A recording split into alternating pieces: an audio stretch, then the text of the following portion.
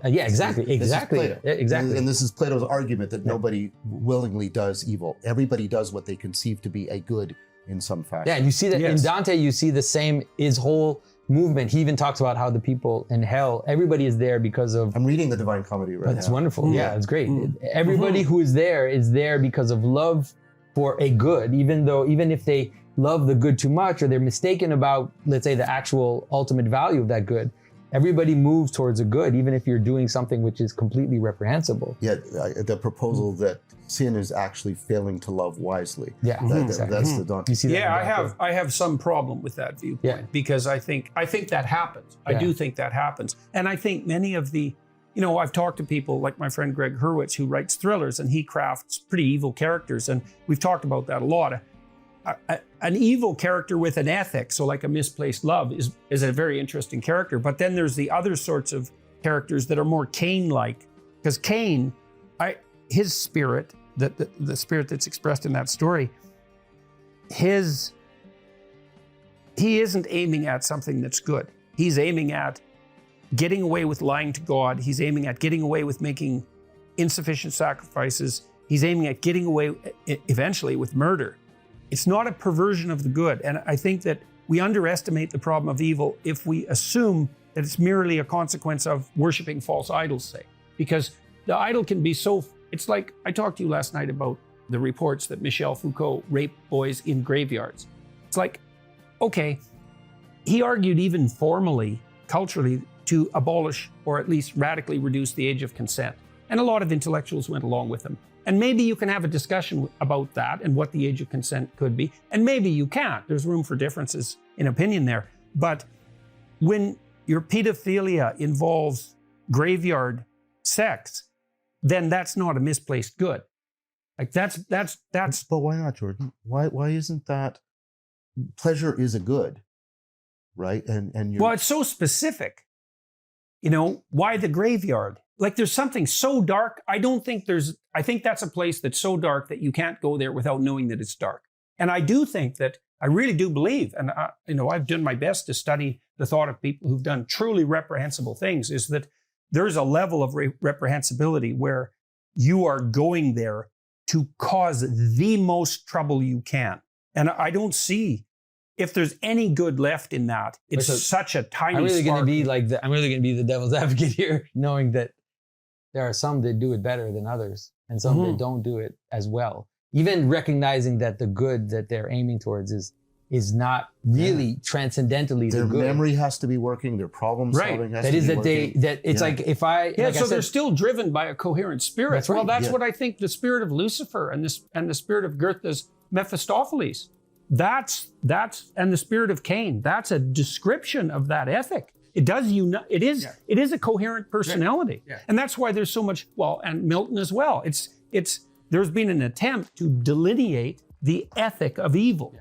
And it's not merely chaotic. And one of the reasons why it's important, and maybe it's hard to see that right away, but one of the reasons why it's important, at least I find it important to formulate it this way, the way that Dante formulated it or that Plato formulated it, is that if you don't go in this direction, you end up with a dualism, and then they end up acting as like two opposites.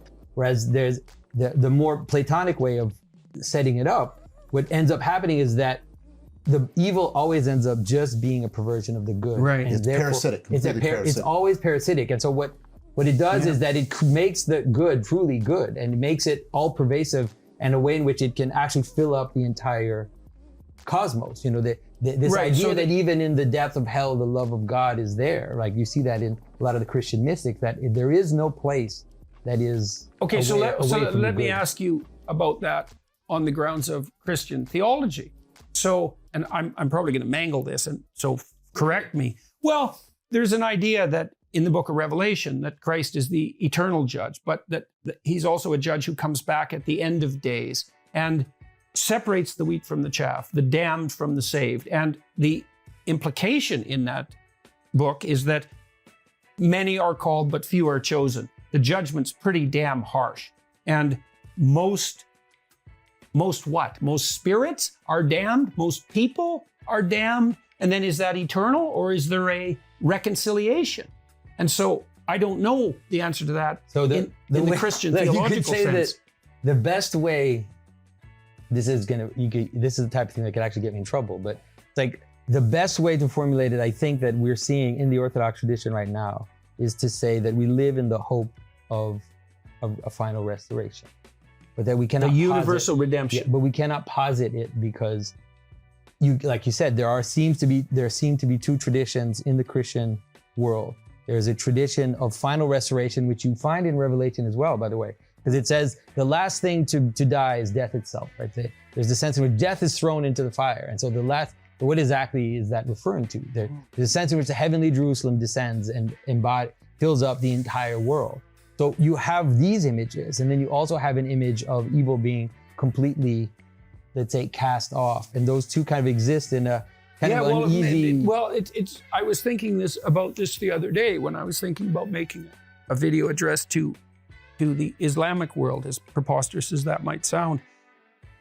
Because one of the things you want to do when you're talking to people is you want to distinguish between them as of intrinsic value and redeemable in some final sense, just as you are, and ideas that might be possessing them that have either this misplaced good element to them or this vengeful element. And so, you don't want to use a horrible cliche, you don't want to throw the baby out with the bathwater. And so maybe the separation of the wheat from the chaff is a spiritual discrimination that doesn't throw out the entire being along with the judgment. If you understand it fractally, then I think that makes sense.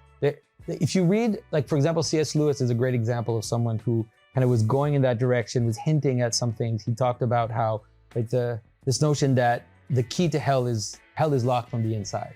Right. That no matter, even, like, I think C.S. Lewis said, like, even in the depth of hell, if Satan wanted to repent, that's what Milton said too. It's not happening because that's the role that's in the story. This is the character that helped me understand this part of the cosmos, or the part of the way that the world is laying itself out.